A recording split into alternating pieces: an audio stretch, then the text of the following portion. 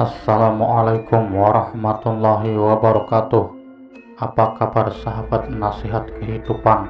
Kali ini nasihat kehidupan kembali lagi akan menceritakan kisah yang berjudul Pengislaman Nusantara dan Runtuhnya Majapahit bagian yang terakhir, atau akhir hidup Raja Majapahit Prabu Brawijaya. Benarkah masuknya Islam ke Nusantara berlangsung dengan jalan damai? Tidakkah ada darah yang tertumpah? Catatan ini hanya sekedar mengungkap fakta masa lalu yang sebenarnya sebagai bahan renungan kita semua agar tidak terulang lagi. Sirna ilang kertaning bumi atas perintah Raden Patah. Senopati Demak Bintoro Sunan Kudus menemui Adipati Terung, adik kandung Raden Patah, dengan membawa pasukan Demak Bintoro. Adipati Terung diultimatum agar menyerah atau dihancurkan. Adipati Terung dalam dilema dan pada akhirnya dia menyatakan menyerah kepada Demak Bintoro. Beberapa minggu kemudian Raden Patah datang dari Demak untuk melihat langsung kemenangan pasukannya. Raden Patah meminta semua laporan dari kepala pasukan Demak. Diketahui kemudian Prabu Brawijaya berhasil meloloskan diri. Pasukan Bayangkara Majapahit atau pasukan khusus pengawal raja memang terkenal lihai melindungi junjungan mereka. Tak ada satupun kepala pasukan Demak yang mengetahui bagaimana pasukan Bayangkara bisa menerobos kepungan rapat pasukan Islam dan ke arah mana mereka membawa sang Prabu pergi. Raden Patah segera menyebar pasukan mata-mata untuk melacak keberadaan sang Prabu, dan Raden Patah sendiri segera melanjutkan perjalanan untuk bertandang ke pesantren Ampel di Surabaya. Dia hendak mengabarkan kemenangan besar ini kepada Janda Sunan Ampel. Di Surabaya situasi anarkis pun merajalela. Nyi Ageng Ampel begitu mendengar laporan Raden Patah marah. Dengan tegas beliau menyatakan apa yang dilakukan Raden Patah adalah sebuah kesalahan besar. Dia telah berani melanggar wasiat gurunya sendiri, Sunan Ampel, yang mewasiatkan sebelum beliau wafat, melarang orang-orang Islam merebut tahta Majapahit, dan juga Raden Patah telah berani melawan seorang imam yang sah, seorang umaro, tidak seharusnya dilawan tanpa ada alasan yang jelas. Dan yang ketiga, Raden Patah telah berani durhaka kepada ayah kandungnya sendiri yang telah melimpahkan segala kebaikan bagi dirinya serta orang-orang Islam. Nyi Ageng Ampel menangis. Raden Patah terketuk hati nuraninya. Dia ikut menyucurkan air mata. Di depan Nyi Ageng Ampel, Raden Patah mencium kaki beliau, menangis, menyesali perbuatannya. Dengan berurai air mata, Raden Patah meminta solusi pada Nyi Ageng Ampel, dan Nyi Ageng Ampel memerintahkan kepadanya untuk segera mencari keberadaan Prabu Brawijaya, dan apabila sudah diketemukan, seyogyanya Prabu Brawijaya dikukuhkan kembali sebagai seorang raja. Mendengar perintah itu, secara emosional, Raden Patah berniat mencari ayahandanya sendiri bersama beberapa orang prajurit Demak. Tapi Nyi Ageng Ampel mencegahnya. Dalam situasi anarkis seperti ini, tidak memungkinkan bagi dia untuk mencari beliau sendiri. Dikhawatirkan akan terjadi kesalahpahaman. Dan sekarang di mata Prabu Brawijaya, dirinya dan seluruh umat Islam yang menyokong pergerakan pasukan Demak tidak mungkin dipercaya lagi.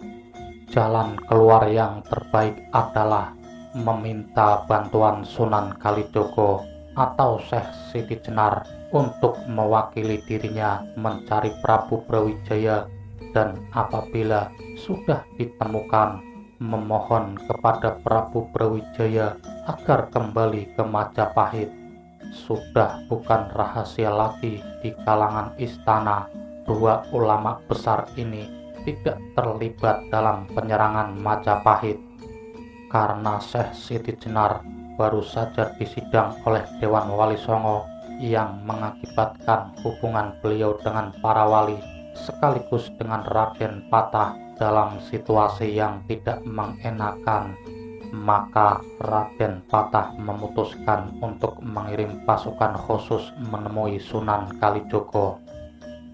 Sunan Kalijogo dimohon menghadap ke pesantren Ampel atas permintaan Nyi Ageng Ampel dan Raden Patah. Beberapa hari kemudian, Sunan Kalijogo datang ke Surabaya. Beliau waktu itu berada di Demak Bintoro, memfokuskan diri memimpin pembangunan Masjid Demak. Sunan Kalijogo, Nyi Ageng Ampel, dan Raden Patah terlibat perundingan yang sangat serius, dan pada akhirnya Sunan Kalijogo menyetujui untuk mengemban tugas mulia itu. Beberapa hari kemudian, laporan dari pasukan mata-mata Demak Bintoro diterima Raden Patah. Diketahui ada konsentrasi besar pasukan Majapahit di wilayah Blambangan.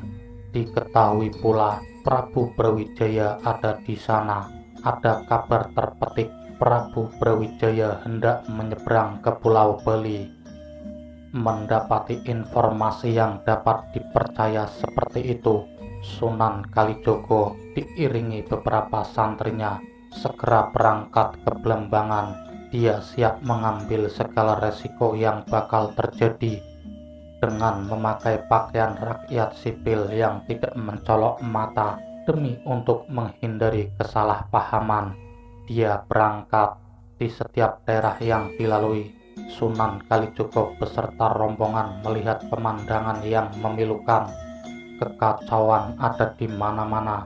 Penduduk yang masih memegang keyakinan lama bentrok dengan penduduk yang sudah mengganti keyakinannya. Korban berjatuhan, nyawa melayang karena kepicikan. Rombongan ini harus pandai-pandai memilih jalan, kadangkala memutar kalau dirasa perlu. Mereka sengaja menghindari tempat keramaian. Mereka lebih memilih menerobos hutan belantara demi menjaga keamanan.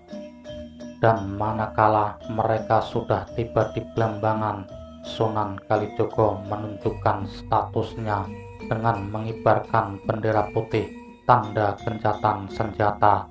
Dia memasuki kota Blambangan yang mencekam.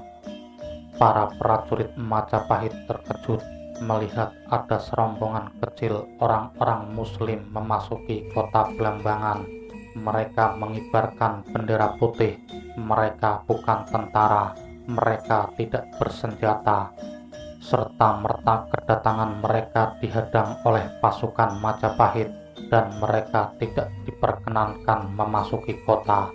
Prajurit Majapahit siap tempur. Namun Sunan Kalijogo menunjukkan siapa dirinya. Dia meminta kepada kepala prajurit agar menyampaikan pesan kepada Prabu Brawijaya bahwasanya dia, Raden Syahid atau Sunan Kalijogo, datang sebagai duta dan memohon menghadap. Ketegangan terjadi. Rombongan kecil ini di ujung tanduk. Nyawa mereka terancam. Namun mereka yakin prajurit Majapahit bisa membedakan mana musuh dalam medan laga dan mana musuh dalam status duta. Mereka tidak akan berani mencelakai seorang duta. Ketegangan sedikit mencair manakala ada pesan dari Sang Prabu yang mengabulkan permohonan Sunan Kalijogo untuk menghadap kepada beliau. Prabu Brawijaya tahu bagaimana menghormati seorang duta. Prabu Jaya pun tahu dari laporan para pasukan sandi atau intelijen bahwa Sunan Kalijogo bersama para pengikutnya tidak ikut melakukan penyerangan ke Majapahit. Sunan Kalijogo beserta rombongan bisa bernafas lega. Mereka segera menghadap Prabu Brawijaya dengan pengawalan yang sangat ketat sekali, sembari memegang persenjataan lengkap dan siap digunakan. Para prajurit Bayangkara menyambut kedatangan Sunan Kalijogo. Mereka mengapitnya. Sunan Kalijogo diperkenankan masuk. Beberapa santrinya disuruh menunggu di luar. Prabu Brawijaya didampingi para penasihat beliau yang terdiri dari para Pandita Siva dan Wiku Buddha, juga Sabdo Palon dan Noyo Genggong, nampak telah menunggu kedatangan Sunan Kalijogo. Begitu ada di hadapan sang Prabu, Sunan Kalijogo menghaturkan hormat. Prabu Brawijaya menanyakan maksud kedatangan Sunan Kalijogo. Sunan Kalijogo mengatakan bahwa dia adalah duta Raden Patah sekaligus Nyi Ageng Ampel. Sunan Kalijogo menceritakan segalanya dari awal hingga akhir. Bahkan dia menceritakan pula kondisi Majapahit saat ini. Prabu Brawijaya meneteskan air mata mendengar banyak penduduk yang harus meregang nyawa karena kepicikan. Mendengar keraton megah kebanggaan Nusantara di bumi hanguskan, mendengar tempat-tempat suci hancur rata dengan tanah. Seluruh yang hadir merasa sedih, marah, geram, semua bercampur aduk menjadi satu. Dan manakala Sunan Kalijogo menghaturkan tujuan sebenarnya dia menjadi duta, yaitu agar Prabu Brawijaya berkenan kembali memegang tampuk pemerintahan di Majapahit. Seketika semua yang hadir memincingkan mata seolah mendengarkan kalimat yang tidak bisa dicerna. Prabu Brawijaya tercenung. Beliau meminta nasihat. Beberapa penasihat mengusulkan agar hal itu tidak dilakukan karena sama saja menerima suatu penghinaan. Dinasti Majapahit bisa kembali berkuasa hanya karena kebaikan hati orang-orang Islam. Tidak hanya itu saja, wibawa sang Prabu akan jatuh di mata para pendukungnya. Tidak ada artinya tahta yang diperoleh dari belas kasihan musuh. Masyarakat Majapahit akan memandang rendah pemimpin mereka yang mau menerima tahta seperti itu. Selama ini Raja Majapahit tidak pernah melakukan itu. Bila wibawa sang Prabu telah jatuh, dengan sendirinya para pengikut sang Prabu akan berani juga bermain-main dengan sang Prabu kelak. Hukum tidak akan dipatuhi. Para pembangkang akan muncul di mana-mana. Bak jamur tumbuh di musim penghujan. Dan lagi, apakah sang Prabu tidak malu menerima tahta dari anaknya sendiri? Sebaiknya sang Prabu tidak menerima tawaran itu. Lalu sang Prabu menghela nafas. Sunan Kalijogo memohon bicara. Apabila memang sang Prabu tidak mau menerima tahta Majapahit dari tangan Raden Patah, maka seyogyanya sang Prabu mempertimbangkan kembali jika hendak mendapatkan dengan jalan merebut. Sebab bila hal itu sampai terjadi, tidak bisa dibayangkan tanah Jawa akan banjir darah. Dukungan kekuatan militer bagi sang Prabu akan datang dari segenap pelosok Nusantara. Tidak bakalan tanggung-tanggung lagi. Jawa akan semakin membara bila di seluruh Nusantara akan bangkit pembunuhan yang lebih besar dan mengerikan akan terjadi. Sang Prabu Brawijaya bagaikan disodori buah malakama, dimakan mati, tidak dimakan pun mati. Sejenak sang Prabu berunding dengan para penasehat beliau yang terdiri dari para ahli hukum dan agamawan. Sejurus kemudian beliau menyatakan kepada Sunan Kalijogo hendak merundingkan hal ini dengan para nasihat lebih dalam lagi, dan Sunan Kalijogo diperbolehkan menghadap esok hari lagi. Sunan Kalijogo dan seluruh rombongannya diberikan tempat bermalam dengan pengawalan ketat. Keesokan harinya, Sunan Kalijogo dipanggil menghadap. Prabu Brawijaya memutuskan untuk menghindari pertumpahan darah yang lebih besar lagi. Beliau tidak akan mengadakan gerakan perebutan tahta kembali. Lega Sunan Kalijogo mendengarnya. Namun, apa yang akan dilakukan Sang Prabu agar seluruh putra-putra beliau mau merelakan tahta diduduki Raden Patah? Begitu Sunan Kalijogo meminta kejelasan langkah selanjutnya, Sang Prabu mengatakan beliau akan mengeluarkan maklumat kepada seluruh putra-putra beliau untuk bersikap sama seperti dirinya, untuk berjiwa besar, memberikan kesempatan bagi Raden Patah memegang tampuk kekuasaan, terutama kepada keturunan beliau di Pengging. Maklumat ini benar-benar harus dipatuhi. Semua sudah paham, yang berhak mewarisi tahta Majapahit sebenarnya adalah keturunan di Pengging. Kini Sang Prabu yang mempertanyakan jaminan kebebasan beragama kepada Sunan Kalijogo. Apakah Demak Bintoro bisa memberikan wilayah-wilayah otonomi khusus bagi para penguasa daerah yang mayoritas masyarakatnya tidak beragama Islam? Bisakah Demak Bintoro sepijak Majapahit dulu? Bukankah keyakinan yang dianut Raden Patah menganggap semua yang di luar keyakinan mereka adalah musuh? Sunan Kalijogo terdiam, dan setelah berpikir barang sejenak, Sunan Kalijogo berjanji akan ikut andil menentukan arah kebijakan pemerintahan Demak Bintoro. Dan itu berarti mulai saat ini dia harus ikut terjun ke dunia politik, dunia yang dihindarinya selama ini, atau tahta Kadipaten Tuban yang diserahkan kepadanya dia berikan kepada Raden Djoko Supo, suami dari adiknya Dewi Rasawulan. Prabu Brawijaya bernafas lega. Dia percaya pada sosok Raden Syahid atau Sunan Kalijogo ini. Sunan Kalijogo menambahkan, Sang Prabu seyogyanya kembali ke Trowulan, tidak usah meneruskan menyeberang ke Pulau Bali, sebab dengan adanya Sang Prabu di Trowulan, para putra dan masyarakat tahu kondisi beliau, tahu bahwasanya beliau baik-baik saja, sehingga seluruh pendukung beliau akan merasa tenang. Kembali Sang Prabu berunding dengan para penasehat sejenak, kemudian beliau memberikan jawaban.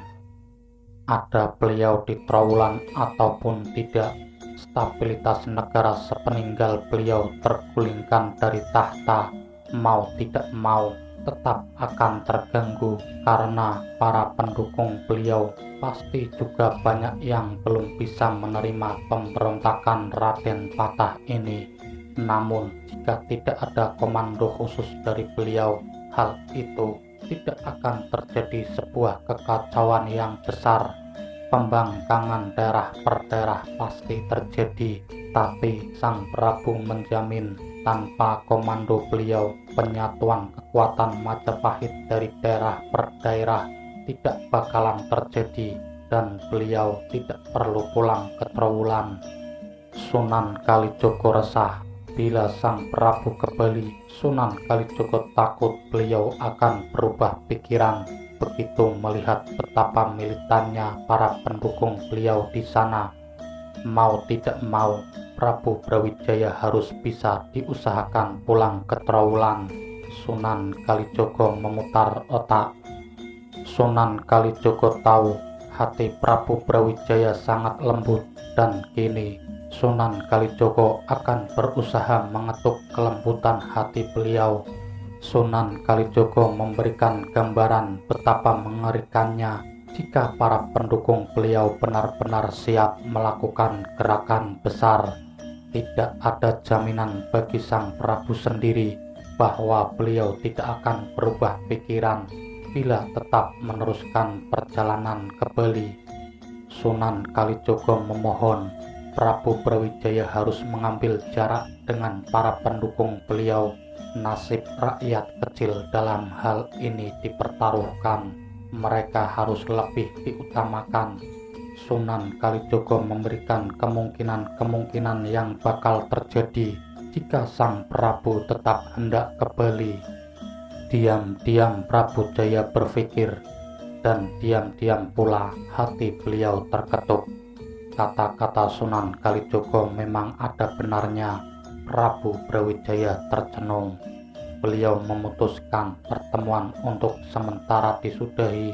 Sunan Kalijogo diminta kembali ke tempatnya untuk sementara waktu. Dan Prabu Brawijaya ingin menyendiri, ingin merenung tanpa mau diganggu oleh siapapun. Ketika malam menjelang, Sang Prabu memanggil Sabdopalon dan Noyokenggong. Bertiga bersama-sama membahas langkah selanjutnya.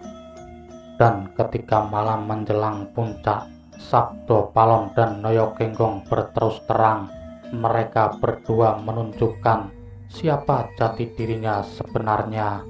Diiringi semburat cahaya lembut, Sabdopalon dan Noyokenggong menampakkan wujudnya yang asli kepada Prabu Brawijaya.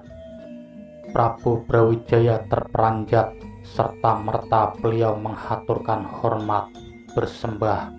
Kini malam ini untuk pertama kalinya Sang Prabu Brawijaya bersimpuh. Siapa Sabdopalon Noyokenggong sebenarnya masih rahasia. Sabdopalon dan Noyokenggong memberikan gambaran apa yang bakal terjadi kelak di Nusantara semenjak hari kehancuran Majapahit. Kesadaran masyarakat Nusantara akan jatuh ke titik yang paling rendah. Kulit lebih diagung-agungkan daripada isi. Kebenaran yang mutlak dianggap sebagai milik golongan tertentu. Dharma diputar balikan. Sampah-sampah seperti ini akan terus tertumpuk sampai 500 tahun ke depan. Dan bila sudah saatnya, alam akan memuntahkannya. Alam akan membersihkannya. Nusantara akan terguncang, gempa bumi, banjir bandang, angin puting beliung, ombak samudra naik ke daratan, gunung berapi memuntahkan laharnya berganti-gantian, musibah silih berganti, datang dan pergi. Bila waktu itu tiba, alam telah melakukan penyeleksian. Alam akan memilih mereka-mereka yang berkesadaran tinggi, yang kesadarannya masih rendah, untuk sementara waktu disisihkan dahulu, atau akan dilahirkan di tempat lain di luar Nusantara. Bila saat itu sudah terjadi, Sabdopalon dan Noyokenggong akan muncul lagi, kembali ke Nusantara. Sabdopalon dan Noyokenggong akan merawat tumbuhnya kesadaran dari mereka-mereka yang terpilih. Sabdopalon dan Noyokenggong akan menjaga tumbuhnya budi yang mulai bersemi itu. Itulah saatnya agama budi, agama kesadaran akan berkembang biak di Nusantara, dan Nusantara pelan-pelan tapi pasti akan dapat meraih kejayaan kembali. Memang sudah menjadi garis karma, kehendak Hyang Widiwasa. Mereka-mereka saat ini berkuasa di Nusantara. Prabu Brawijaya tidak ada gunanya mempertahankan Siva Buddha. Prabu Brawijaya lebih baik menuruti kehendak mereka-mereka yang tengah berkuasa. Kelak Prabu Brawijaya juga akan lahir lagi 500 tahun kemudian untuk ikut menyaksikan berseminya agama budi. Menangislah Prabu Brawijaya. Semalaman beliau menangis. Semua rahasia masa depan Nusantara dijabarkan oleh Sabdopalon dan Noyokenggong. Dan keesokan harinya beliau memanggil Sunan Kalijogo di hadapan seluruh yang hadir. Beliau menyatakan hendak kembali ke Trowulan, dan yang lebih mengagetkan lagi, beliau menyatakan masuk Islam demi menjaga stabilitas negara. Sunan Kalijogo dan seluruh yang hadir terperangah mendengar keputusan Sang Prabu. Beberapa penasehat, pejabat, dan kepala pasukan Bayangkara bersujud sambil menangis haru. Mereka memohon agar Sang Prabu mencabut kembali sabdo yang telah beliau keluarkan. Situasi tegang, sedih, dan bingung. Sabdo Palon dan Noyokenggong angkat bicara di hadapan Prabu Brawijaya, Sunan Kalijogo, dan seluruh yang hadir. Mereka mengucapkan sebuah sumpah bahwasanya 500 tahun kemudian mereka berdua akan kembali, atau inilah yang lantas dikenal dengan jangka Sabdo Palon Noyokenggong oleh masyarakat Jawa sampai sekarang. Selesai mengucapkan sumpah mereka, Sabdo Palon dan Noyokenggong mencium tangan Sang Prabu Brawijaya. Sabdo Palon berbisik, 500 tahun lagi Ananda akan bertemu dengan kami kembali. Sekarang sudah saatnya kita berpisah. Selamat tinggal Ananda.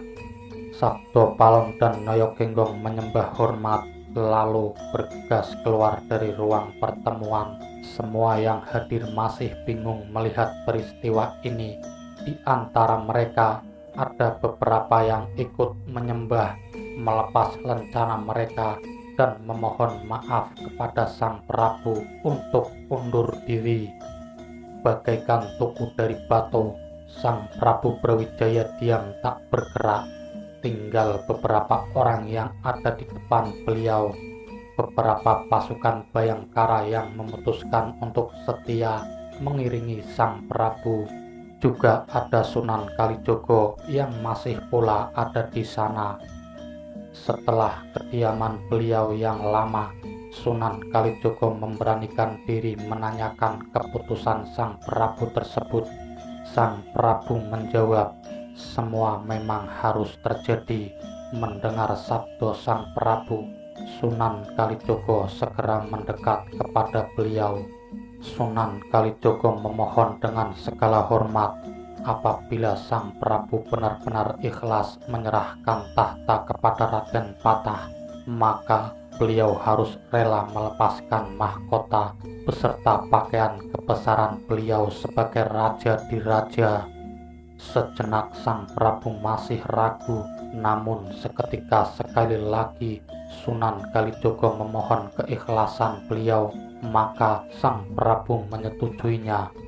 Atau inilah simbolisasi rambut beliau dipotong oleh Sunan Kalijogo pada kali pertama. Rambut beliau tidak bisa putus, dan pada kali kedua barulah bisa putus. Tidak menunggu waktu lama, berangkatlah rombongan Prabu Brawijaya yang terdiri dari sedikit pasukan Bayangkara dan Sunan Kalijogo beserta para santri menuju Trowulan. Sesampainya di Trowulan, masyarakat Majapahit menyambut dengan penuh sukacita. Keadaan mulai berangsur membaik ketika Sang Prabu Brawijaya mengeluarkan maklumat agar semua pertikaian dihentikan. Disusul kemudian keluar maklumat serupa dari Demak Bintoro yang memfatwakan peperangan sudah berhenti, diharamkan membunuh mereka yang telah kalah perang. Kondisi anarkisme berangsur-angsur menjadi kondusif. Stabilitas untuk sementara waktu kembali normal. Stabilitas yang dibawa dari Blambangan ini membuat Sunan Kalijogo sebagai suatu kenangan keberhasilan mendamaikan kedua belah pihak, memberikan nama baru kepada Blambangan, yaitu Banyuwangi, atau disimbolkan Sunan Kalijogo membawa sepotong bambu, kemudian dia mengisinya dengan air kotor waktu masih di Blambangan. Begitu sesampainya di Trowulan, Air di dalam bambu itu berubah menjadi jernih dan wangi. Bambu adalah lambang dari sebuah negara. Air kotor yang diambil Sunan Kalijogo adalah masalah yang dibuat oleh orang-orang yang berkeyakinan dengan Sunan Kalijogo sendiri. Air yang berubah jernih setibanya di Trowulan melambangkan kembalinya stabilitas negara. Bergantian, para putra Prabu Brawijaya datang ke Trowulan. Adipati Handayaningrat dari Pengging beserta Ki Ageng Pengging putranya, Raden Bondan Kejawen dari Tarup, Raden Betara Katong dari Ponorogo, Raden Lembu Peteng dari Madura, dan masih banyak lagi, dan tak ketinggalan pula Raden Patah sendiri. Di hadapan seluruh putra-putra beliau, Sunan Kalijogo menyampaikan amanat Sang Prabu agar pertikaian dihentikan dan agar Raden Patah diikhlaskan menduduki tahta Demak Bintoro. Seluruh putra-putra beliau wajib menerima dan mentaati keputusan ini.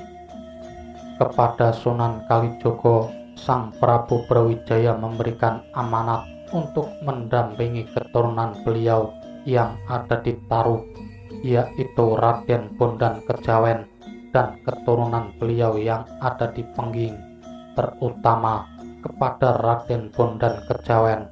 Prabu Brawijaya telah mengetahuinya dari Sabdo Palon dan Noyo Kenggong bahwa kelak dari keturunannya akan lahir raja-raja besar di Jawa. Dinasti Raden Patah dan dinasti dari Pengging tidak akan bertahan lama.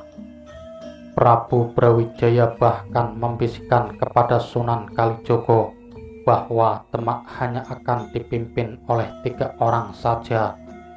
Setelah itu akan digantikan oleh keturunan dari Pengging, cuma 1 orang raja. Lantas digantikan oleh keturunan dari Tarup, banyak raja yang akan terlahir dari keturunan dari Tarup. Ramalan ini terbukti. Demak hanya diperintah oleh 3 orang sultan, yaitu Raden Patah, Sultan Yunus, lalu Sultan Trenggono. Setelah itu terjadi pertumpahan darah antara kubu Abangan dengan kubu Putihan, dan Joko Tingkir tampil ke muka. Joko Tingkir adalah keturunan dari Pengging, tapi tidak lama keturunan dari Tarup, yaitu Danang Sutawijoyo yang kelak dikenal dengan gelar Panembahan Senopati ing Ngalogo Mataram, yang akan tampil ke muka menggantikan keturunan Pengging. Panembahan Senopati inilah pendiri Kesultanan Mataram Islam yang sekarang terpecah menjadi Yogyakarta, Surakarta, Mangkunegaran, dan Paku Alam. Tidak beberapa lama kemudian Prabu Brawijaya jatuh sakit, dan dalam kondisi akhir hidupnya Sunan Kalijogo dengan setia mendampingi beliau. Kepada Sunan Kalijogo, Prabu Brawijaya berwasiat agar di pusara makam beliau kelak apabila beliau wafat, jangan dituliskan nama beliau atau gelar beliau sebagai raja terakhir Majapahit, melainkan beliau meminta agar dituliskan nama Putri Campa saja. Ini sebagai penanda kisah akhir hidup beliau, juga kisah akhir kerajaan Majapahit yang terkenal di pelosok Nusantara, bahwasanya beliau telah ditikam dari belakang oleh permaisurinya sendiri, Dewi Anarawati atau Putri Campa, dan beliau diperlakukan dan tidak dihargai lagi sebagai seorang laki-laki oleh Raden Patah putranya sendiri. Sunan Kalijogo sedih mendapat wasiat seperti itu, namun begitu beliau wafat, wasiat itu pun dijalankan. Seluruh masyarakat berkabung, seluruh putra dan putri beliau berkabung, dan kehancuran Majapahit ini, kehancuran kerajaan besar ini dikenang oleh masyarakat Jawa dengan kalimat sandi yang menyiratkan angka-angka tahun sebuah kejadian atau Surya Sengkala, yaitu sirna ilang kertaning bumi. Sirna berarti angka 0, ilang berarti angka 0, kerta berarti angka 4, dan bumi berarti angka 1. Dan apabila dibalik akan terbaca 1400 Saka atau 1478 Masehi. Kalimat kertaning bumi diambil dari nama asli Prabu Brawijaya, yaitu Raden Kertabumi. Inilah kebiasaan masyarakat Jawa yang sangat indah dalam mengenang sebuah kejadian penting. Dan Raden Patah memindahkan pusat pemerintahan ke Demak Bintoro. Dia dikukuhkan oleh Dewan Wali Songo sebagai Sultan dengan gelar Sultan Syah Alam Akbar Jimbuningrat. Keinginan orang-orang Islam terwujud. Demak Bintoro menjadi kekhalifahan Islam pertama di Jawa. Tapi pemberontakan dari berbagai daerah tidak bisa diatasi oleh pemerintahan Demak. Wilayah Majapahit yang dulu luas kini terkikis habis. Praktis, wilayah Demak Bintoro hanya sebatas Jawa Tengah saja. Kemakmuran, kesejahteraan, kedamaian seolah menjauh dari Demak Bintoro. Darah terus tertumpah tiada habisnya. Perebutan kekuasaan silih berganti. Nusantara semakin terpuruk, semakin tenggelam di peta perpolitikan dunia. Disusul kemudian pada tahun 1596 Masehi, Belanda datang ke Jawa. Nusantara semakin menjadi bangsa tempe. Semenjak Majapahit hancur hingga sekarang, kemakmuran hanya menjadi mimpi belaka. Kapan Majapahit bangkit lagi? Kapan Nusantara akan disegani sebagai macan lagi? Menangislah mengetahui sejarah bangsa kita. Menangislah kalian karena kalian sendiri yang telah lalai, terlalu bangga membawa masuk ideologi bangsa lain yang tidak sesuai dengan tanah Nusantara. Begitulah sahabat nasihat kehidupan, kisah pengislaman Nusantara dan runtuhnya Majapahit. Terima kasih sudah menyimak dari kisah yang kami sajikan. Semoga cerita ini bermanfaat bagi kita semua. Wassalamualaikum warahmatullahi wabarakatuh.